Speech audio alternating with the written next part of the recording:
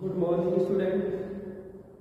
आज हम class 10th में इतिहास का दूसरा लेसन भारत में राष्ट्रवाद के उदय के बारे में पढ़ेंगे कि क्या भारत में राष्ट्रवाद में क्या क्या किस तरह से परिवर्तन हुआ राष्ट्रवाद में, उसको हम जानेंगे। आप देखेंगे, सबसे पहले देखेंगे राष्ट्रवाद क्या होता है। नेशनलिज्म और अपने राष्ट्र के प्रति प्रेम, मतलब राष्ट्रवाद क्या है? अपने राष्ट्र के प्रति प्रेम की भावना के लगाव को ही हम क्या कहते हैं? राष्ट्रवाद। राष्ट्र के हित में सोचना, राष्ट्र के बारे में सोचना, राष्ट्र के विकास के बारे में सोचना और उसके अपने देश के प्रति लगाव को ही हम क्या कह सकते हैं? राष्ट्रवाद कहते हैं। अब आप देखेंगे जिस तरह से हमने यूरोप में राष्ट्रवाद पढ़ा कि किस तरह से यूरोप में राज्यों का एकीकरण हुआ, राष्ट्रवाद की भावना ने लोगों को अन्य साम्राज्यवाद की भावना में परिवर्तित कर दिया। उसी तरह से भारत में आप देखेंगे कि भारत में राष्ट्रवाद भी इसी तरह से हुआ, विकास, राष्ट्रवाद का विकास हुआ। क्योंकि हमारे उस समय देखेंगे 19वीं शताब्दी में से लेके जो है, जब भारत देखेंगे 1757 ईस्वी क्लासिक युग से हमारे देश में जो है धीरे धीरे पूर्ण रूप से अंग्रेजों का कब्जा होना शुरू हो गया और 1947 तक आप देखेंगे वह भारत को अपने अधिकार क्षेत्र में रखे और उनमें अनैतिक तरीके से उसका शोषण किए, लोगों को परेशान करते रहे। और उन्हीं में कुछ हमारे महान पुरुषों के द्वारा जो योगदान दिए गए हैं उनके बारे में हम जो पढ़ेंगे और क्या क्या घटनाएं घटित हुई थी उसके बारे में हम जानने का प्रयास करेंगे। हम इस बात को ध्यान में रखकर चलेंगे कि जो परीक्षाओं में क्वेश्चन पूछे जाते हैं उस टाइप के क्वेश्चन को हल कराते हुए आपको आंसर बताने का प्रयास करूंगा। जैसे आपको हम बता रहे हैं कि पहला इसमें आप देखते हैं कि भारत में राष्ट्रवाद के विकास के लिए क्या कारण थे, कि भारत में राष्ट्रवाद का विकास किस तरह से हुआ। जैसे यूरोप में आपने राष्ट्रवाद के कारण पढ़े, उसी तरह से हम पहले इसको जो है भारत में राष्ट्रवाद के विकास के कारण पढ़ने जा रहे हैं। तो सबसे पहले हम देखेंगे जो भारत में राष्ट्रवाद के विकास के कारण थे, इसमें पहला आप देखेंगे भारत में पाश्चात्य शिक्षा जो है आप देखेंगे साहित्य। भारत में जो पहले की शिक्षा थी प्राचीन, सबसे प्राचीन साहित्य शिक्षा जो थी, और अंग्रेज जो चाहते थे कि अंग्रेजी माध्यम से शिक्षा हो, जो आधुनिक शिक्षा का प्रयोग करना चाहते थे, इन दोनों संस्कृतियों के बीच में आप देखेंगे ऐसे जबरदस्त सम्मेलन हुआ, इसमें मिलाप हो गया, जिससे आप देखेंगे कि क्योंकि अंग्रेजों का उद्देश्य होता था कि वह अंग्रेजी माध्यम से शिक्षा देने का प्रयास कर रहे थे और प्राचीन शिक्षा को समाप्त करना चाहते थे। लेकिन हमारे जो महान पुरुष थे, जो हमारे लोग थे, वह संस्कृति को अपने बनाए रखने के लिए बहुत अथक प्रयास किए। इस तरह से आप देखेंगे हमारे इतना अंग्रेजों ने शासन किया, 200 वर्षों तक शासन किया, लेकिन उनकी संस्कृति जो है हमारी इतनी महान संस्कृतियों में आप देखेंगे अंग्रेजी संस्कृतियों का, सभी संस्कृतियों का जो है समावेश होता गया और इसको हमें नव जागरण में सबसे महत्वपूर्ण भूमिका मिली। क्यों मिली? क्योंकि आप देखेंगे जैसे जैसे भारतीय जो लोग थे, अंग्रेजी शासन यहाँ पे था, अंग्रेजों के साथ मिलजुल कर रहने लगे और उनके जो है साहित्य और बातचीत के द्वारा जो है एक दूसरे को नई नई जानकारियां मिलती है, उनकी भाषाओं को लोग समझने लगे। क्योंकि पहले भारतीय इंग्लिश जानते नहीं थे, जैसे ही संपर्क में आए शिक्षा और साहित्य के में पाश्चात्य शिक्षा संपर्क में आए, मिलने लगे और उनके तहत आप देखेंगे एक दूसरे के विचार को समझने लगे और यही समझ आगे चल करके आप देखेंगे जो भारत में राष्ट्रवाद का उदय का कारण बना। तो उनकी संस्कृतियां, सभ्यताएं जो थी एक दूसरे से मिलने के बाद उनके अंतर्गत ही विचार होने लगा और उन्हीं की भाषा धीरे धीरे भारतीय लोग भी बोलने लगे और फिर अपने राष्ट्र के प्रति लोगों के अंतर्गत जो भावनाएं थी वह विकसित होने लगी थी। आप देखेंगे जो दूसरा कारण था शोषण तथा अत्याचार। अब देखिए, अंग्रेजों ने हमेशा भारत पर जब कब्जा बनाया तब से शोषण ही कर रहे थे। यहाँ से आए थे व्यापार करने के लिए, लेकिन किस तरह से आप देख लीजिए, यहाँ पर लोगों में फूट डाल करके शोषण करते थे। सभी जगह पे उनका अधिकार धीरे धीरे जब हो गया तो किस तरह से लोगों को पूरी तरह से शोषण करना शुरू कर दिए। भारतीय समाज को एकदम बिल्कुल शोषित करके दुखी कर दिया। और इस तरह से आप देखेंगे इनकी जो अंग्रेजी शिक्षा जो थी पूरी तरह से भारतीयों को बेरोजगार बना दिया। और आप देखेंगे जितने भी हमारे जो यहाँ पे कुटीर उद्योग थे, हाथ के द्वारा बनाए जाते थे, जो छोटे बड़े जुलाए हाथ बुनकर थे, सभी लोगों को इन्होंने ध्वस्त करके केवल यहाँ से कच्चे माल को खरीद के ले आते थे और अपने यहाँ से सभी जो सामान तैयार ला करके यहाँ बेचते थे। मतलब आर्थिक रूप से, शारीरिक रूप से, सामाजिक रूप से, हर तरह से यहाँ पर लोग उन्होंने क्या किया, केवल शोषण करने का काम किया, जिस कारण से अब यहाँ के लोगों की स्थिति खराब होती जा रही थी। और अब केवल राष्ट्रवाद ही एक ऐसा उपचार था जो इनको जो मुक्ति दिला सकता था। इस तरह से जिनके शोषण और अत्याचार ने भारतीयों के दिल में जो राष्ट्र की भावना को प्रेरित किया और उनको स्वतंत्र होने के लिए प्रेरित किया और इन लोगों के सहयोग से फिर स्वतंत्रता मिली। इस तरह से आप देखेंगे जो तीसरा सबसे बड़ा कारण था, इसमें आप देखेंगे जातिगत भेदभाव। इसमें क्या था, जातिगत भेदभाव।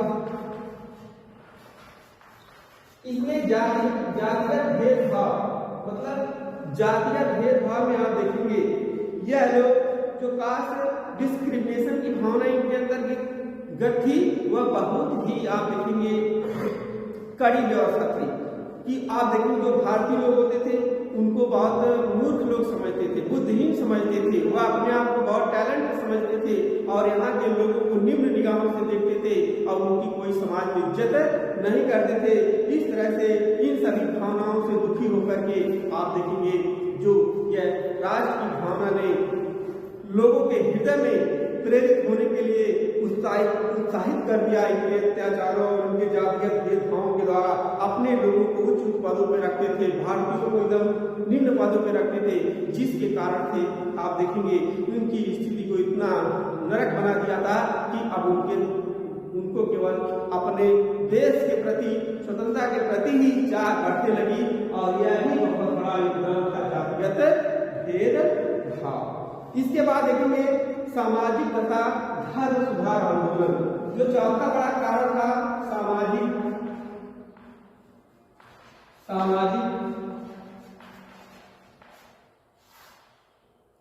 तथा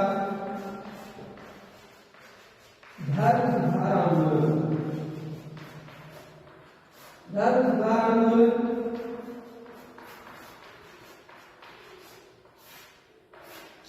अब देखिए सामाजिक तथा धर्म सुधार आंदोलन, इसमें भी भारत में जो बहुत बड़ी भूमिका निभाई।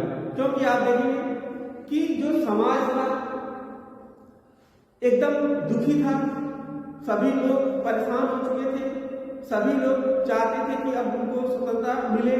तो इस कारण से उनके अंदर राष्ट्र की भावना आई और उसमें आप देखेंगे धर्म सुधार आंदोलन। धर्म के नाम पे जब अंग्रेज आए तो वह ईसाई धर्म का प्रचार करते थे और सभी लोगों को ईसाई बनाना चाहते थे। और इस तरह से उसने धर्म के नाम पे आप देखेंगे हिंदू मुस्लिम को अलग करने की योजना बनाई। 1905 में बंगाल विभाजन किए। तो इस तरह से आप देखेंगे वह पूर्ण रूप से हमारे देश में धर्म के नाम पे जो है अधिक से अधिक लोगों को तोड़ना चाहते थे और उनके अंतर्गत जो है अलग तरीके की भावना को पैदा करना चाहते थे। लेकिन हमारे यही धर्म सुधार आंदोलन जो हमारे देश में हुए, जो जैसे समाज सुधारकों में राजा राम मोहन राय जो और अन्य लोगों ने, जो स्वामी विवेकानंद ने, स्वामी आचार्य दयानंद सरस्वती ने और ईश्वर चंद्र विद्यासागर ने, सभी लोगों ने मिल करके अपने जो है समाज में जो धार्मिक सुधार आंदोलन चलाए अपनी जो संस्कृति को बचाने का प्रयास किया और उन सब का बहुत बड़ा योगदान था जो राष्ट्र को आगे लेकर गया और राष्ट्र की भावना उनके अंतर्गत भरी, जिसके कारण से भारत में भी राष्ट्रवाद का उदय हो गया। इसके बाद प्रशासनिक कारण आप देख लीजिए, पांचवा जो है प्रशासनिक कारण।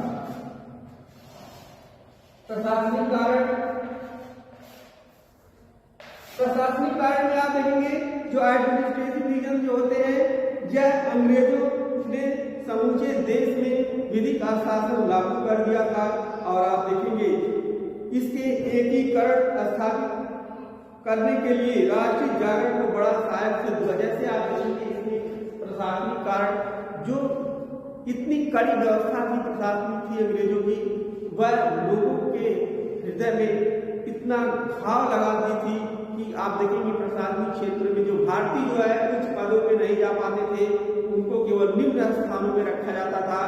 पुलिस जो भी होते थे उसमें भी अगर सैनिक में अगर हैं तो उनको भी सही तरीके से उनको सम्मान नहीं दिया जाता था, जिसके कारण से यह हमारे देश में इतनी जो है लोगों के अंतर्गत अपने देश के प्रति भावना धीरे धीरे पनपने लगी, क्योंकि जब उनका तिरस्कार किया जा रहा था अपने ही देश में उनका तिरस्कार होने लगा और इस कारण से उनको हर पदों से वंचित किया जा रहा था, प्रशासनिक क्षेत्रों से लेकर के शैक्षिक क्षेत्रों से लेकर के अब उनका धीरे धीरे स्थान खत्म कर दिया जा रहा, व्यापारिक क्षेत्रों से स्थान जो है उनका खत्म होने लगा।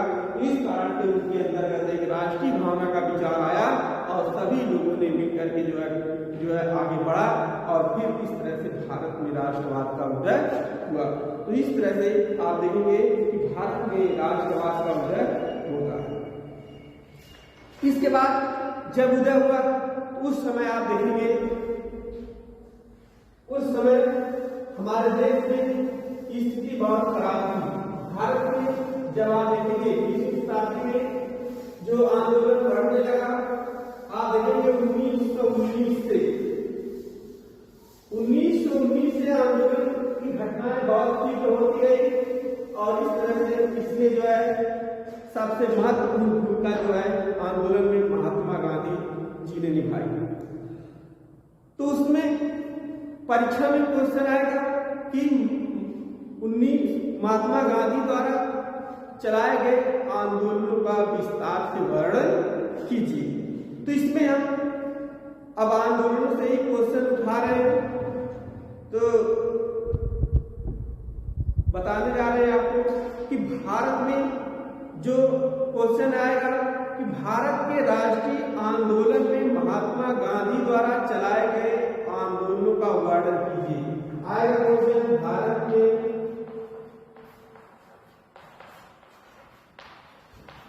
महात्मा गांधी द्वारा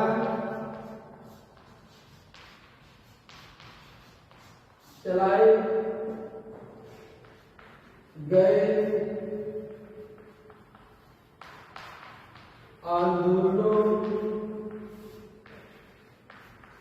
वर्णन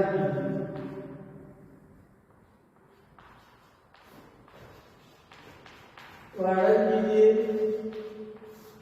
तो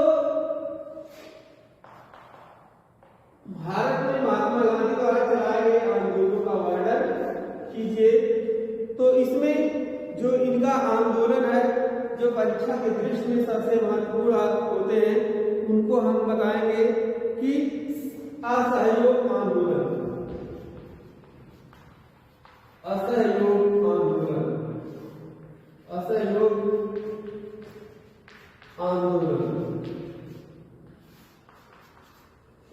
इसको कहते हैं।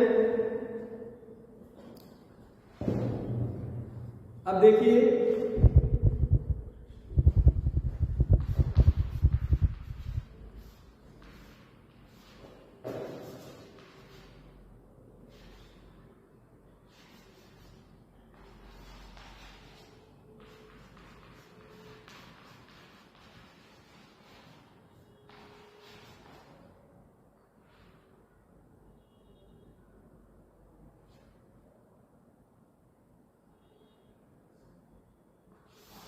देख लीजिए असहयोग आंदोलन।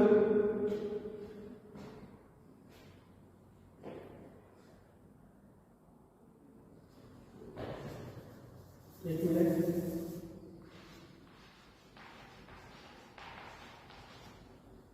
इसमें क्या है असहयोग आंदोलन। आप देखेंगे नॉन कोऑपरेशन मूवमेंट असहयोग आंदोलन कहते हैं। इसमें किस तरह से आएगा क्वेश्चन की असहयोग आंदोलन से आप क्या समझते हैं, इसके घटनाओं को कार्यक्रमों को वर्णन कीजिए। तो आप देखेंगे इसमें महात्मा गांधी जी ने इसके पहले जो घटना हुई थी जैसे रोलक एक्ट, जलियांवाला बाग हत्याकांड, और इन सभी घटनाओं से खिन्न होकर के महात्मा गांधी जी ने देखे जब यह 1915 में भारत में आए उस समय क्रांतिकारी गतिविधियां धीरे धीरे बढ़ रही थी।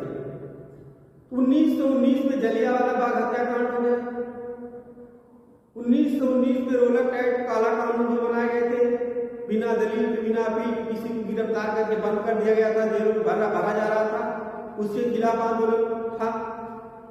और नरसंहार इतना बड़ा जलियांवाला बाग हत्याकांड में 13 अप्रैल 1919 में घटना हुई, बिना हथियार लिए बहुत से लोग मारे गए। तो इस तरह से उनके खिलाफ जो असहयोग आंदोलन महात्मा गांधी ने निर्णय लिया कि आप देखेंगे। और एक घटना हुई थी हंटर कमेटी के खिलाफ। क्यों कि 1919 में जो हंटर कमेटी बनाई गई, जलियांवाला बाग हत्याकांड हुआ था, उसमें बता दिया गया उन लोगों के द्वारा कि इसमें जो काम हुआ है जलियांवाला बाग हत्याकांड, इसमें कोई गलत नहीं हुआ। इस कारण से ये सभी हमारे देश के लोग सभी लोग खिलाफ हो चुके थे। इस कारण से आप देखेंगे यह आंदोलन चलाने के लिए महात्मा गांधी जी ने मिलकर और लोगों के साथ असहयोग आंदोलन चलाने का फैसला आप देखेंगे दिसंबर 1920 में नागपुर। आप देखेंगे दिसंबर 1920 में नागपुर में एक जो है कांग्रेस का अधिवेशन होता है। उसी अधिवेशन में यह आंदोलन जो है स्वीकार किया गया, यानी प्रस्ताव इसका क्या हो गया, पास कर दिया गया कि अब जो है भारत में असहयोग आंदोलन चलेगा। असहयोग का मतलब होता है किसी का सहयोग न करना, सहयोग का मतलब होता है जो है सहयोग करना। तो इसका मतलब उस समय जो हमारे देश में शासन था अंग्रेजों का, और यहाँ पर जो है अंग्रेजों की अधिक से अधिक भागीदारी थी, उनके कार्यों में काम कर रहे थे लोग, कार्यालयों से लेकर के शैक्षिक कार्यों से लेकर सैनिक व्यवस्था से लेकर के सभी भारतीयों का रोल भरपूर उपयोग कर रहे थे। तो उन्हीं के महात्मा गांधी जी ने सोचा कि यह जितनी भी हमारी जो सभी आर्थिक चीजें जो है उपयोगी वस्तुएं हैं, सभी यह विदेशों को चली जा रही है, और वही चीज हमारे यहाँ कच्चे माल से लेकर के बना करके माल हमारे यहाँ बेचते हैं, तो सारा इंडिया का पैसा जो है कहाँ चला जा रहा है, विदेशों को चला जा रहा है। तो इनकी जो नीतियां थी, यह असहयोग आंदोलन चलाने का मतलब यही था कि जो है ब्रिटिशों की जो है अंग्रेजों की आर्थिक नीतियों को जो है कमजोर करना था, और अपने आर्थिक स्थितियों को बढ़ाने का भरपूर प्रयास करना चाहते थे। तो जानते थे कि अगर आर्थिक स्थिति जब तक हम लोगों की मजबूत नहीं हो पाएगी तब तक हम कुछ नहीं कर पाएंगे, क्योंकि सभी पैसा विदेशों को चला जा रहा है और हम लोग उनके ऊपर निर्भर हो चुके हैं। इस कारण से सबसे पहले इनका जो है उपाय यही है, इनका असहयोग आंदोलन चलेगा, और इनमें जो काम करने वाले लोग हैं एक तरह से रणनीतियां बनाई गई, और आप देखेंगे फिर इसका बहिष्कार किया गया। तो आप देखेंगे फिर इसमें आप देखेंगे जो कारण था असहयोग आंदोलन के कारण जो थे क्या थे, हम जानेंगे कि असहयोग आंदोलन के कारण, असहयोग आंदोलन के कारण में आप देख लीजिए करके कि कारण में था प्रथम विश्व युद्ध के बाद सरकार द्वारा जनता की उपेक्षा करना। अब देखिए यहाँ पे उस समय जब यहाँ पे विरोध चल रहा था अशोक आंदोलन का 1900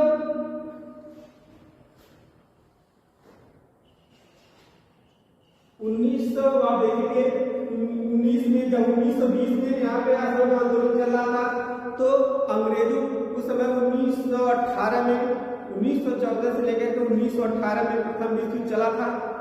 प्रथम विश्व युद्ध में यहाँ के सैनिक अंग्रेजों ने यह आश्वासन दिया कि प्रथम विश्व युद्ध के बाद हम आपको जो है स्वतंत्रता प्रदान कर देंगे, लेकिन उन्होंने विश्व युद्ध के बाद सभी लोगों की उपेक्षा की। जो सबसे बड़ा कारण था कि उन्होंने आश्वासन दिया कि हम आपको स्वतंत्रता के जो प्रथम विश्व युद्ध के बाद आपको हम स्वतंत्र कर देंगे, लेकिन अंग्रेजों ने ऐसा कुछ भी नहीं किया, क्योंकि एक कारण ये बन गया कि उनकी उपेक्षा कर दिया, जिसके कारण से सभी लोग दुखी होकर अशोक आंदोलन करने के लिए तैयार हो गए। तो सबसे बड़ा कारण था प्रथम विश्व युद्ध की उपेक्षा भारतीयों की करना। इसके बाद दूसरा आप देखेंगे, दूसरा पॉइंट आप देखेंगे जलियांवाला बाग हत्याकांड जो है जलियांवाला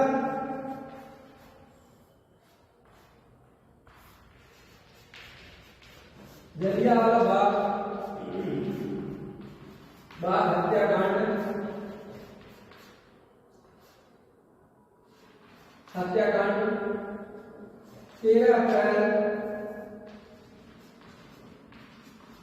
13 अप्रैल 1919।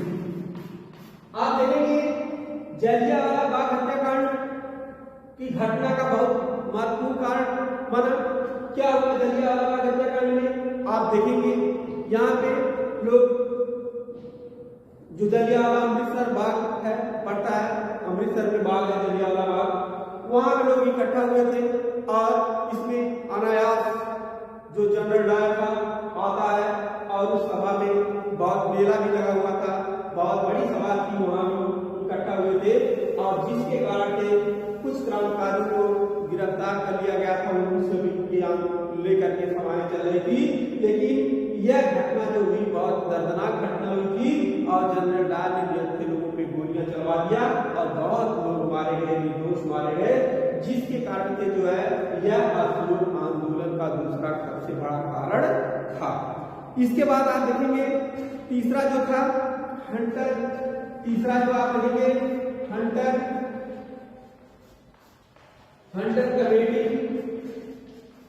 कमेटी की रिपोर्ट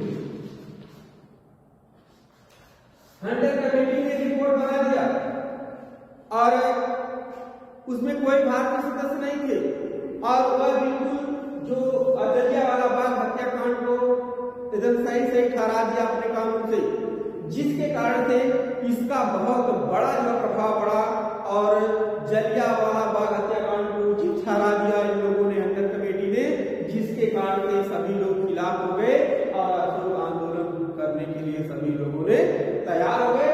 तब जाकर के आप देखेंगे नागपुर दिसंबर 1920 में यह प्रस्ताव पारित हो गया और अशोक आंदोलन शुरू कर दिया गया। तो ये सब यह अशोक आंदोलन का कारण था। अब आप देखेंगे उसके कुछ उद्देश्य कि अशोक आंदोलन जो हुए थे इसका क्या उद्देश्य था, किस उद्देश्य को लेकर यह आंदोलन चलाया गया था। असहयोग आंदोलन के उद्देश्य, असहयोग आंदोलन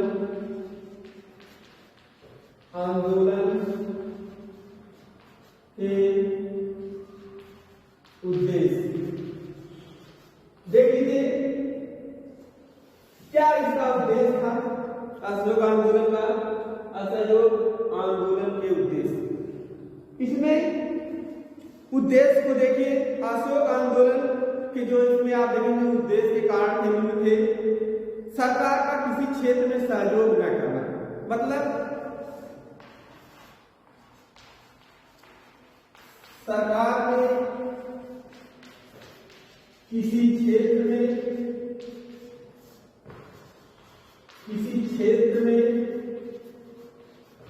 सहयोग न करना,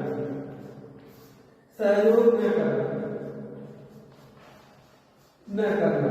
कि मतलब सरकार किसी क्षेत्र में सहयोग नहीं करेंगे। चाहे भारतीय जितने भी लोगों का ग्रुप था, आंदोलनकारी थे, उन लोगों ने कहा कि सरकार के जो कार्य रहेंगे इनमें कार्य क्षेत्र में, किसी भी कार्य क्षेत्र में कोई भी वहां पे काम नहीं करेगा, सभी सहयोग नहीं करेगा, सभी लोग काम करना बंद कर देंगे।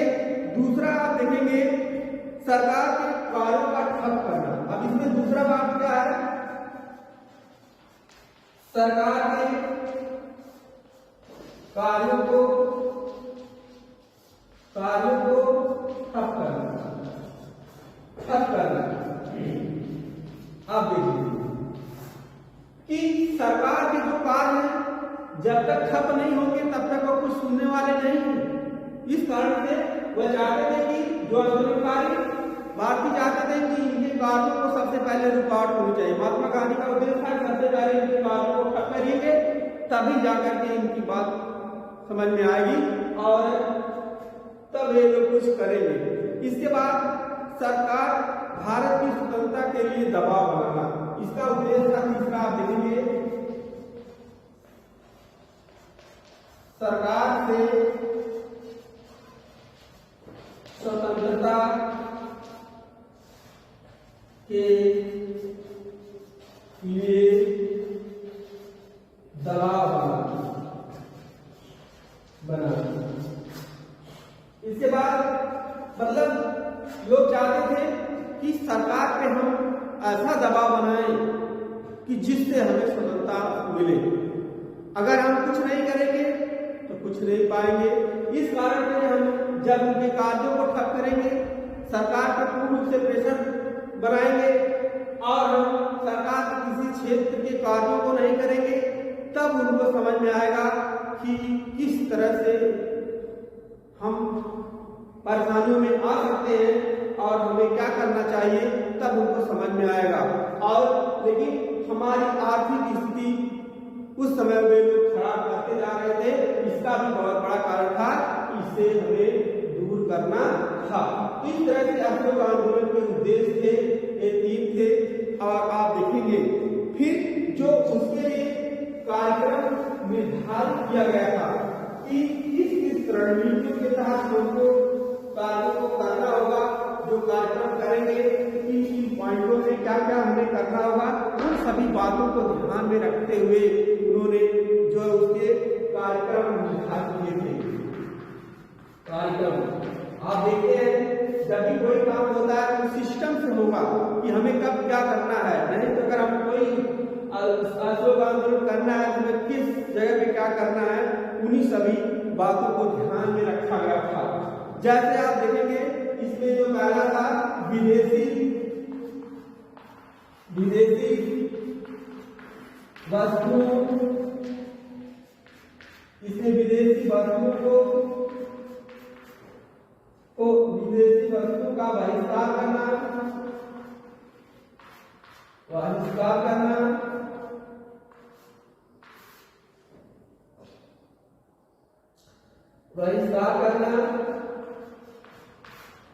तथा स्वदेशी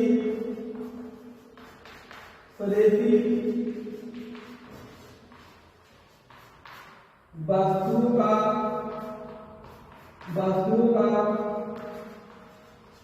उपयोग करना। विदेशी मतलब इसमें जो पहला कार्यक्रम आप देखेंगे विदेशी वस्तुओं का क्या करना, बहिष्कार करना और स्वदेशी वस्तुओं को जो है अपनाना और उनका जो है जगह जगह पे विदेशी वस्तुओं की क्या की गई, होली जला दी गई। क्या कर दी गई, सभी जगह पे उनकी विदेशी वस्तुओं को बहिष्कार कर दिया गया और स्वदेशी वस्तुओं का उपयोग करने के लिए कार्यक्रम बनाया गया। तो इस तरह से यह कार्यक्रम सुनिश्चित किया गया। दूसरा आप देखेंगे, दूसरा में क्या बताया गया कि सरकारी उपाधियों का त्याग करना, जो है सरकारी उपाधियों का त्याग करना,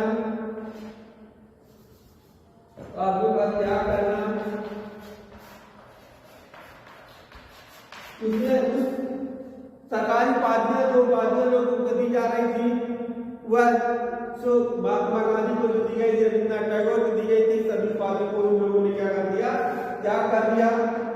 तीसरा आप देखेंगे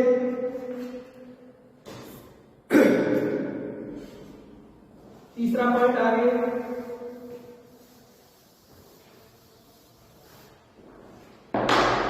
इसमें तीसरा पॉइंट देखेंगे सरकारी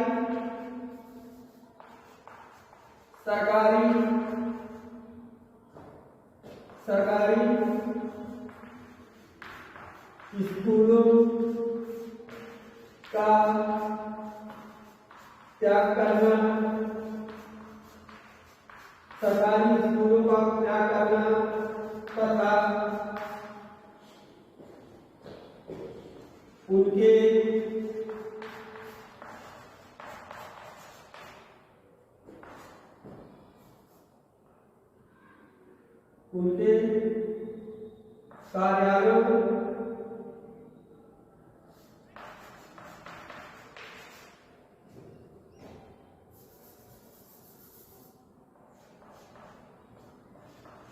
कार्यालयों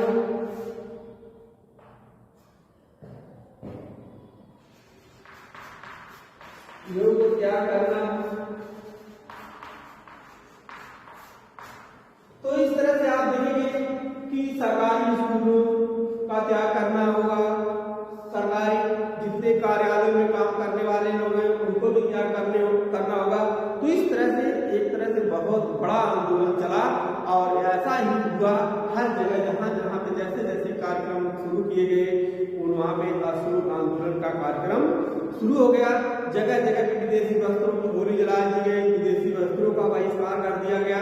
इस तरह से आप देखेंगे फिर जो है सरकारी उपाधियां जो थी उसको त्याग दिए सभी लोग, स्कूल में बच्चे जाना बंद कर दिए, सरकारी कर्मचारी शिक्षक जो थे वो भी सब लोग बंद कर दिए। इस तरह से आप देखेंगे कार्यालयों में काम करना बंद कर दिए। इस तरह से भारत में पूर्ण रूप से जो है महात्मा गांधी के द्वारा जो है बहुत बड़ा आंदोलन चलाया गया।